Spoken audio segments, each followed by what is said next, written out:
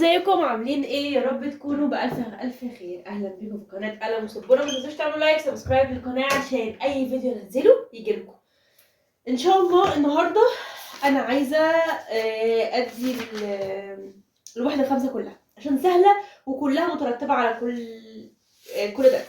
طيب، اول درس اسمه مقارنه الاعداد باستخدام عمليه الضرب. هقول لكم بيجي في الامتحان ازاي. ايه جدول الضرب بقى؟ نفتكر بقى جدول ضرب لما بقول مثلا كده 5 في 9 يساوي 45. 5 في 9 بيساوي 45.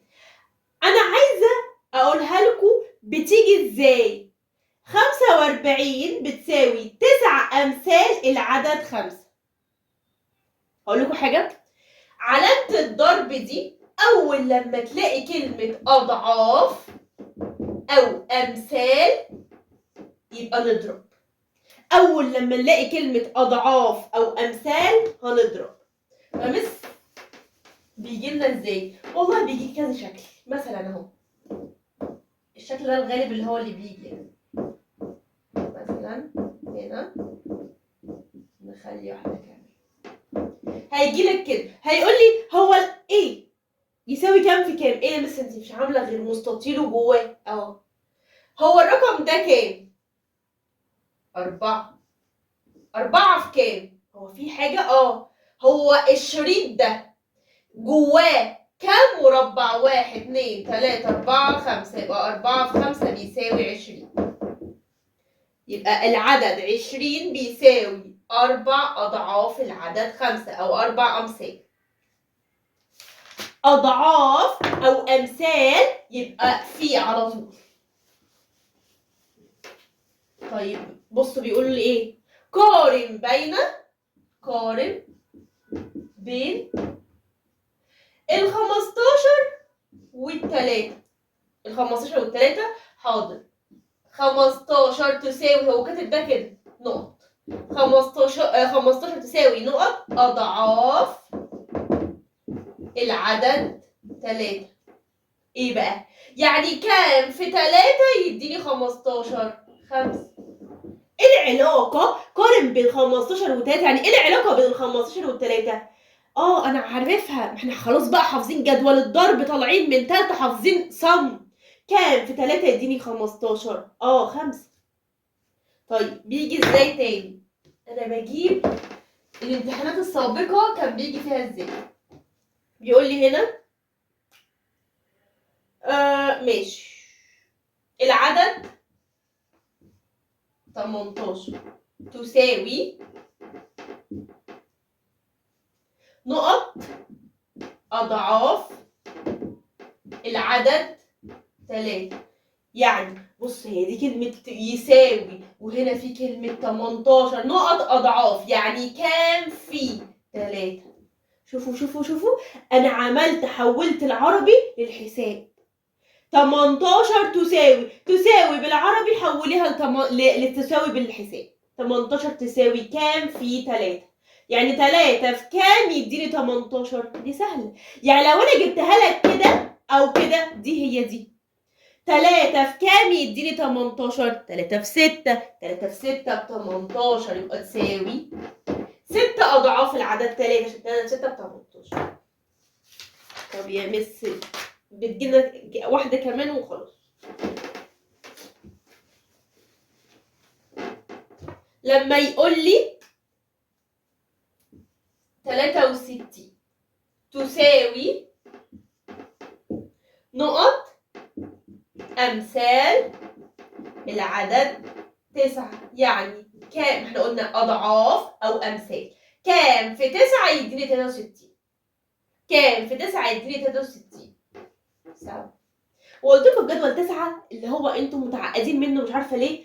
جدول 9 هنبص للعشرات ونزود 1 هيبقى 7. ده اول درس. ده بس كده. تعالى ندخل في تاني درس. بيقول لي ايه؟ احنا عايزين المعادلات اللي احنا بنقولها اهو. حاضر، هجيب لك كلام بالعربي وهنحوله لحساب. بيقول لك هنا 48 تساوي 4 أضعاف عدد ما. حوليها كده، بيقول لي ايه؟ اكتب معادلة. انا عايزة اكتب معادلة، يعني يساوي. يعني ايه معادلة؟ يعني ايه معادلة؟ يساوي. هنا شوية حاجات وهنا شوية حاجات بتساوي بعض. في بقى هنا زائد او ضرب او ناقص او على. دي كده معادلة. طيب انا عايز المعادلة هتبقى ايه؟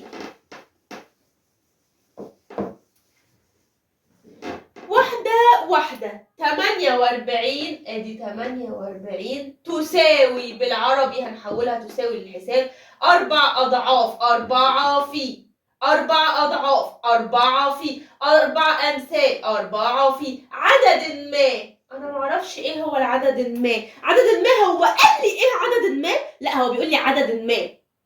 طالما ما قالش حط إيه. يبقى كام في 4 يديني 48؟ كام في 4 يديني 48؟ 12.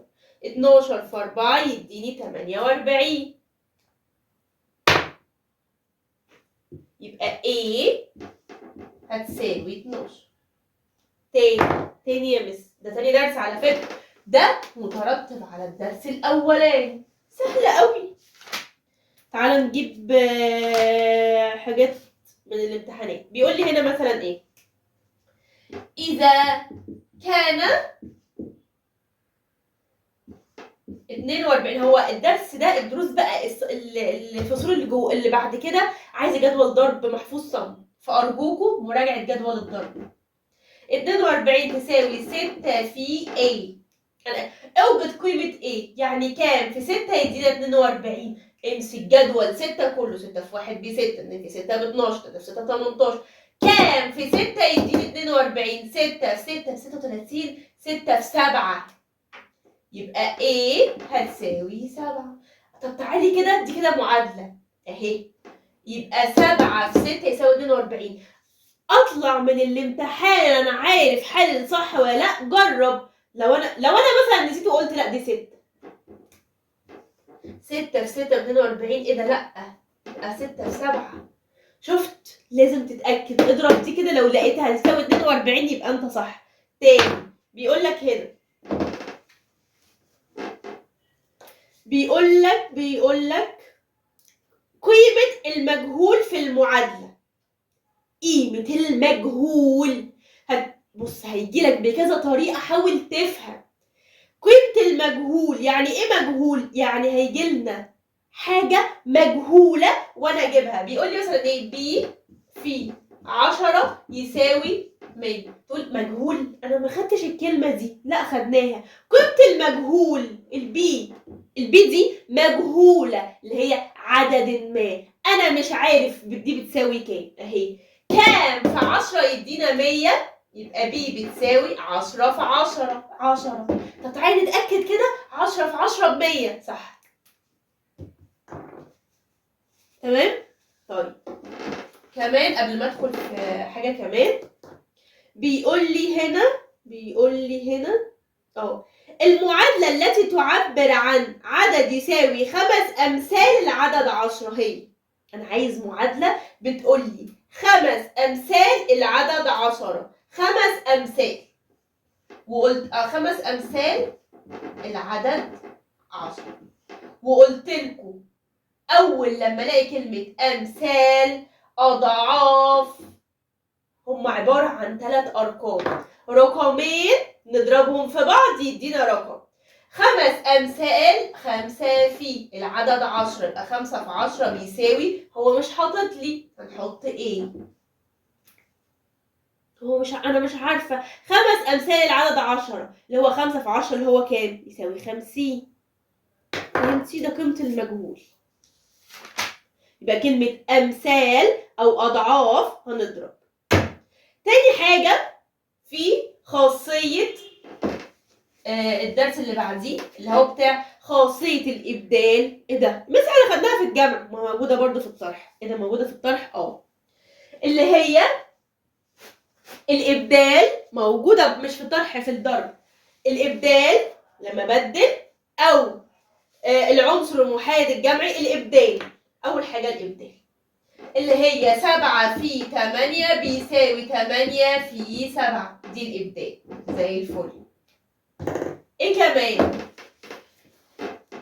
دي أول خاصية الإبدال. تاني خاصية العنصر المحايد الضربي. عنصر محايد ضربي. أنا قلت عنصر محايد الجمعي اللي هو صفر. طب عنصر محايد الضربي اللي هو جدول إيه؟ جدول واحد. ده اسمه عنصر محايد ضربي. عنصر محايد ضربي. يعني في جدول واحد يعني أي حاجة في واحد بنفس الرقم. عنصر محايد ضربي يبقى لما أول ما تلاقي 1 في 9 بيساوي 9 وليه خاصية إيه؟ خاصية عنصر المحايد الضربي. ماشي.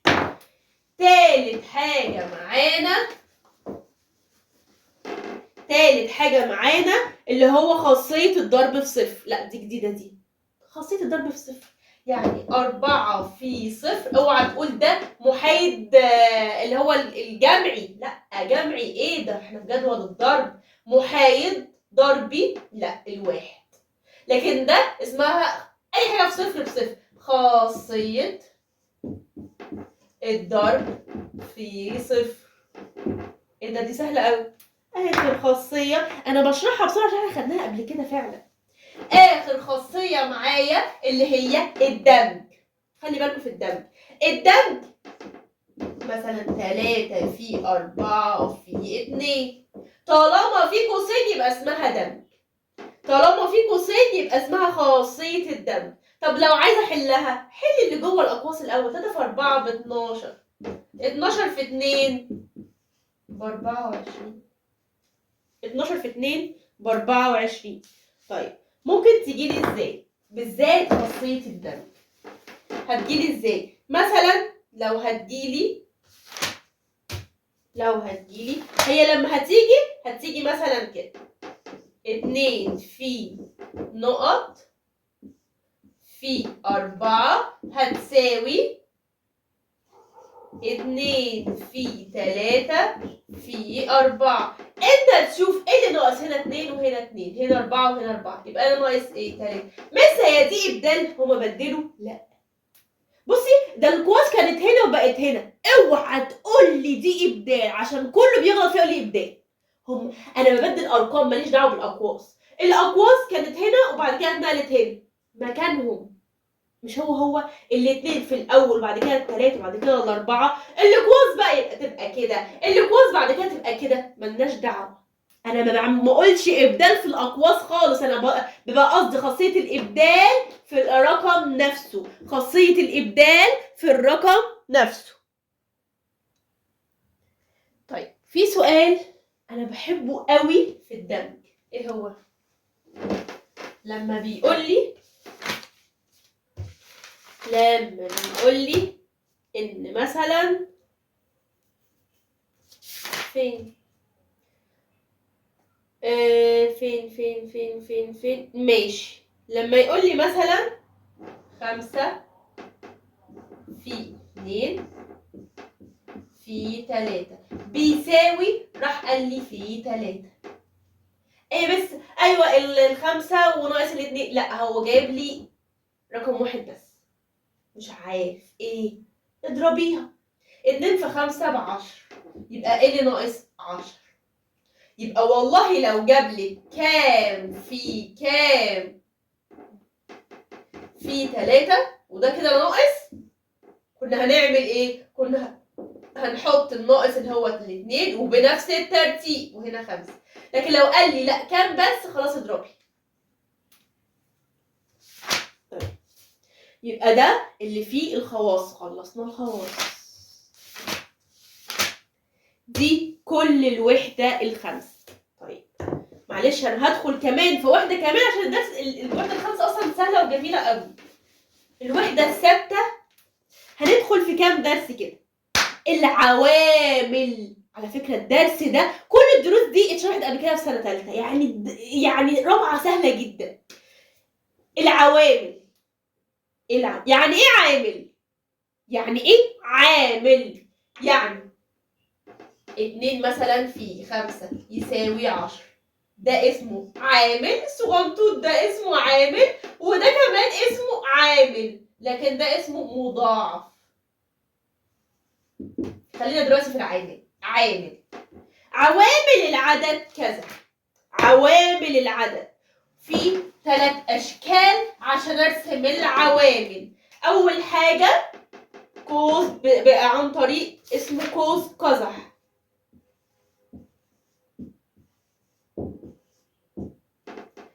طيب هنمسك مثلا ال 12. أنا عايزة ال 12 بطريقة قوس قزح. مش احنا عارفين كده قوس قزح؟ 1 في 12. إيه كمان؟ 2 في 6. إيه كمان؟ 3 في 4. بص القوس القزح بياخدوا كله 1 و12 و2 و6 3 و4. العوامل ايه هي؟ اللي كله هنكتب كله، ال 12 وال6 وال4 وال3 وال2 وال1. دي العوامل. عوامل العدد 12 كل الارقام دي. طيب ده بنسبة قوس قزح. طب طريقة الشجرة. شجرة العوامل. الشجرة حاضر اهي، ال1 وال12 وال3 وال4 وال2 وال6. العوامل كله برضه 12 وال4 وال6 وال2 وال3 وال1. مش مهم الترتيب، اهم حاجه الارقام كلها تتكتب، ما تنسوش ارقام. طيب دي اسمها شجره العوامل. اخر حاجه، اخر نوع معايا اسمها مخطط التحليل.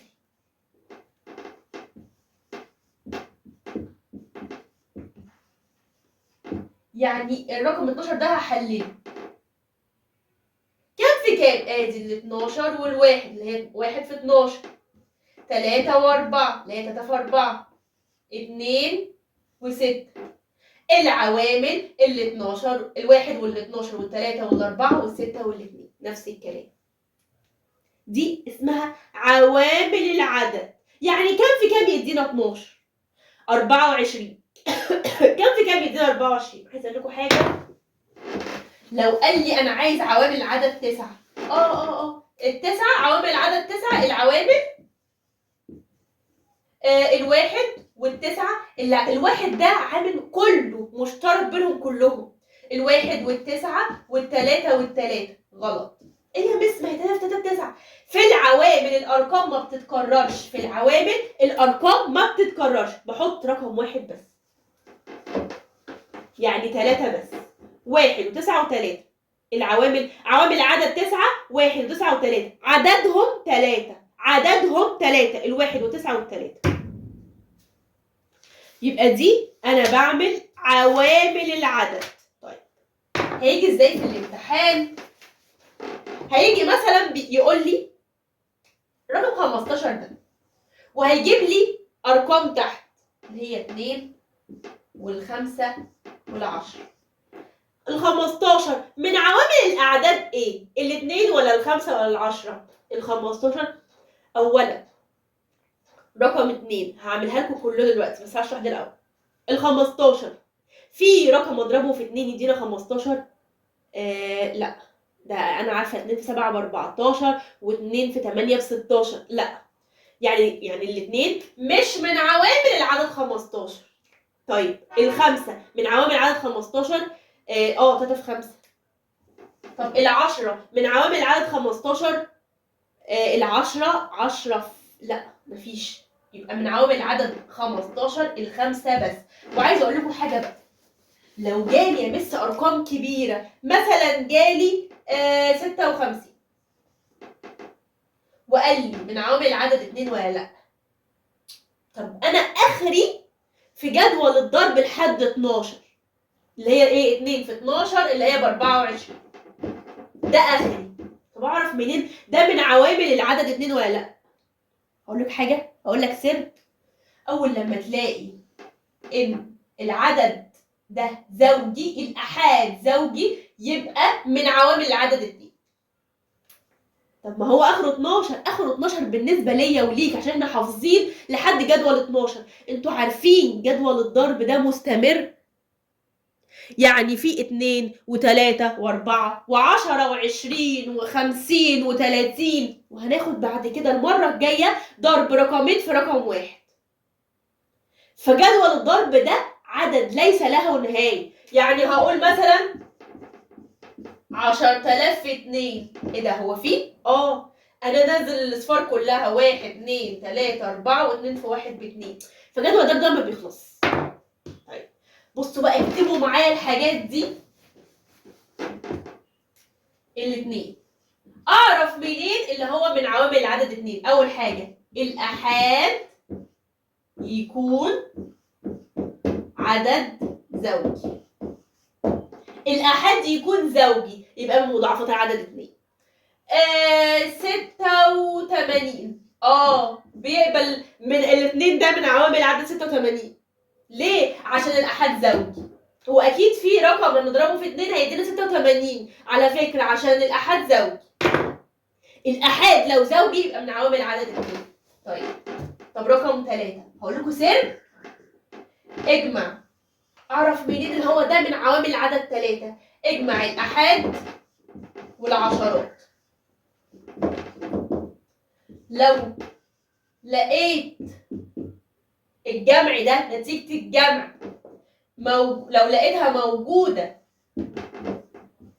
في جدول 3 يبقى بتبقى من عوامل العدد 3. ازاي؟ مثلا ال 12 هي موجودة في جدول 3 احنا عارفينها. طب تعالي كده نجمع 2 زائد 1 يساوي 3. موجود في جدول 3 يبقى هيقبل الضرب في 3. طيب ال 24 الحاجات دي كلها احنا عارفينها اللي هي موجودة في جدول 3. لما يقول لي 24 ومن عوامل عدد 3 ولا الاثنين ولا الستة؟ هي من عوامل كله 3 عشان 3 في 8 ب 24، والاثنين عشان عدد زوجي اللي هي 2 في 12، والستة عشان 4 في 6. يبقى انا عندي التلاتة اعرف منين اللي هو هيبقى من عوامل العدد ده ولا لا؟ اجمعي لي الاحاد والعشرات. لو لقيتيهم موجودين لما الناتج في الاخر هيطلع لي 9 هيطلع لي 12 هيطلع لي اي رقم هيبقى من عوامل العدد 3. ماشي؟ طيب يبقى ده 2 و3. طب اعرف منين من عوامل العدد 5؟ لا سهلة دي. من عوامل العدد 5 الأحاد بيبقى 0 أو 5. الخمسة الأحاد 0 أو 5. مثال ال 15 أيوة من عوامل العدد 5. ال 85 من عوامل العدد 5. إيه يا مس؟ عشان الأحاد 5. طيب ال 90 من عوامل العدد 5. مس احنا أخرنا لحد 60 بس اللي هو 5 في 12 ب 60. احنا قلنا بقى خلاص جدول الضرب يفضل ممتد. هيجيب لي ارقام، هيجي لي مثلا 95 من عوامل العدد 5 ولا 2 ولا 4؟ 5 الاحاد 5 هيبقى ايه؟ بيقبل الضرب في 5. يبقى في رقم اضربه في 5 يديني 95. طيب ده انا بقول لك الزيتونه اللي في الاخر بقى. طب ده 5. العشرة اعرف منين؟ لا سهله. لو الاحاد 0 اللي هي 20 ايوه 2 في 10 ب 20. 30 2 اللي هي 3 في 10 30. 40 3 في 10 ب 40. يبقى لو الاحاد 0 بس بيقبل الضرب في 10. من عوامل العدد 10 لو الاحاد 0. لو الاحاد 0 دي من عوامل العدد. جميل جدا. طب تعالوا ناخد الاعداد الاوليه وعوامل العدد والاعداد المتعدده العوامل. عدد اولي يعني ايه اولي؟ عدد اولي في حاجه اسمها اعداد اوليه واعداد متعدده العوامل. الاعداد الاوليه من اسمها اوليه مش موجوده في جدول الضرب. يعني ايه ده؟ في اجابات الارقام كلها في جدول الضرب. طب ندخل تحدي. التلاتة يا مس 3 في 1، ما هو ده عدد أولي. مش ما هو أي حاجة في واحد بنفس الرقم. 5000، ما 5000 في 1. هقول لكم حاجة، الأعداد الأولية بتقبل الضرب، مش موجودة في جدول الضرب. عشان كده بقى احفظوا جدول الضرب بقى، احفظوا جدول الضرب كويس. ده عدد أولي، عوامله الأعداد الأولية بيكون عواملها عوامل الأعداد الأولية 2 بس، اللي هو ايه؟ الواحد والعدد نفسه. مثال التلاتة، اللي هي دي 3 و1 فعلا. طب اقول لكم كمان السبعة، السبعة والواحد. هقول لكم حاجة كمان، الخمسة، الخمسة والواحد 1 في 1. لا، الواحد مش عدد أولي. ليه؟ عشان احنا لما بنكتب العوامل، هو مش انا قلت العوامل بتاعت 2 بس؟ ما هو يا مس ثانية، مش انا لما بكتب العوامل مش بكرر العدد وبكتبه مرة واحدة بس؟ هيبقى عوامل العدد واحد ايه؟ واحد بس. لا، هو انا بقول عدد العوامل الأولية 2 بس. طب بص، هي الأرقام كلها فردية إلا رقم 2. هيجيلك في الامتحان رقم 2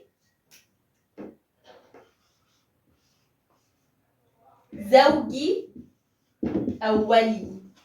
العدد الوحيد الزوجي هو ده. ايه ده؟ هو مفيش أي حاجة زوجي؟ مش أنا قلت لكم أي حاجة في الآحاد رقم زوجي هو يعمل يعني إيه زوجي؟ يعني الصفر أو 2 أو 4 أو 6 أو 8. الآحاد بيبدأ بكده، الصفر 2 4 6 8، بيبقى من جدول 2. الاتنين الوحيدة هيقول لي ايه هو العدد الزوجي الاولي؟ رقم 2. طب فردي اولي، اصغر عدد فردي اولي التلاتة. اوعى تقول لي الواحد، عشان التلاتة فيها عاملين بس، 3 والواحد، والاتنين فيها عاملين بس، الاتنين والواحد. عدد زوجي اولي الاتنين، عدد فردي اولي التلاتة. ده اصغر وعوامل العدد العوامل بتاع العدد بيبقى 2 بس. الاعداد الاوليه بيكونوا 2 بس، 2 بس. الرقم نفسه هو 1. طب ايه بقى متعدد العوامل؟ هو هيجيب لي شويه ارقام ويقول لي بقول لك ايه، هو ده متعدد العوامل ولا عدد اولي؟ هقول لكم شويه اسئله. طيب ال11 ال17 48 دي امثله. خلاص ده اخر درس، انا مش هدخل في الدرس العام المشترك الاكبر. خلاص دي كده اخر درس. المره الجايه هنبدا في العام المشترك الاكبر ونخلص الوحده دي كلها.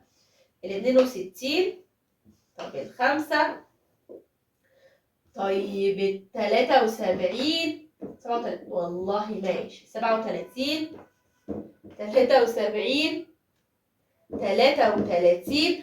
ايه يا مس الارقام دي؟ هتقول لي دي عدد اولي ولا متعدد العوامل؟ 31 40. بصوا بقى نمسك واحدة واحدة. رقم 11 ده هو موجود في جدول الضرب؟ 11 سمعتوا قبل كده حاجة في حاجة يدينا 11؟ لا، يبقى ده عدد أولي. ال17 سمعتوا قبل كده؟ احنا بنتكلم في الأرقام الصغيرة. أول حاجة سمعتوا قبل كده في جدول الضرب حاجة في حاجة يديني 17؟ 17 لا. أول حاجة بنشوفها هو في جدول الضرب موجود ولا لا. تاني حاجة بشوفها الأحاد. الأحاد ده لو فردي ومش موجود في جدول الضرب يبقى أولي.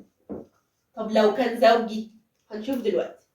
ال48 أولا بشوفها كده، هو أنا سمعت ال48 دي في جدول الضرب؟ كام؟ 6 في 8 ب48. تاني حاجة رقم زوجي، مستحيل تلاقي عدد أولي زوجي غير الاتنين بس، يبقى ده ايه؟ متعدد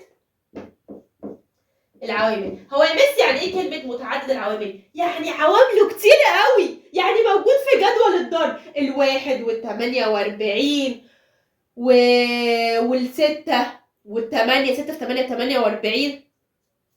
وايه كمان؟ وال12 في 4 عوامله كتير قوي. انت ايه ده كتير؟ طب ال62. 62 مس. اول حاجه، هو انتوا سمعتوا قبل كده ال 62 دي موجوده في جدول الضرب 62؟ لا مس احنا ما سمعناش كده في جدول الضرب. بس تاني حاجه، يبقى اول حاجه سمعناها في جدول الضرب، لا. طب تعالي كده نشوفها في الاحاد. في الاحاد زوجي ولا فردي؟ زوجي. طالما الاحاد زوجي يبقى متعدد. يا مس ما هي مش موجوده في جدول الضرب، بس ايه؟ الاحاد زوجي. بس الآحاد زوجي يبقى متعدد العوامل الخمسة. أول حاجة الخمسة دي موجودة في جدول الضرب؟ لا. طيب الآحاد فردي يبقى أولي.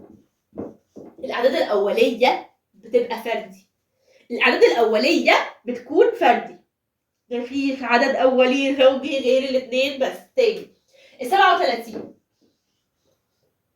أول حاجة هو موجود في جدول الضرب؟ لا، ما افتكرش اللي انا سمعت عنه قبل كده حاجه في حاجه اسمها 37. طيب حاجه تاني حاجه، احنا بنشوف الحاجتين مع بعض. الاحاد ايه؟ الاحاد فردي. الاحاد فردي. الاحاد فردي. الاحاد فردي يبقى اولي. طالما انا ما سمعتوش في جدول الضرب والاحاد فردي يبقى اولي. في حاجه نضربها في حاجه في جدول الضرب يدينا 37؟ لا، يبقى اولي. ال 73. طب استنى، 73 لا احنا عارفين اللي هو فيه 72 اللي هي 9 في 7 9 في 8. لكن 73 لا. عشان كده بقول لكم جدول الضرب لازم يتحفظ كويس جدا. لا. طيب اول حاجه مش موجود في جدول الضرب، ما سمعتش قبل كده. بشوف الاحاد. الاحاد فردي يبقى اولي. يبقى ما فيش غير 73 في واحد بس. تاني ال 33 لا. استنوا بقى، اي حاجه متكرره كده موجوده متعدده. 22 33 44 55 56 66 متعدد. ليه يا مس؟ ايوه طبعا في ال11. اوعوا تنسى ال11 وال11 معانا. ال31. تعالي 31 31 ما سمعناش. اخرنا 10 في 3 ب30، 5 في 6 ب30. 31 ما سمعناش عنها. لا 5 في 7 35. لا ما سمعناش عنها دي. ماشي، بشوف الاثنين سمعنا عنها ولا لا.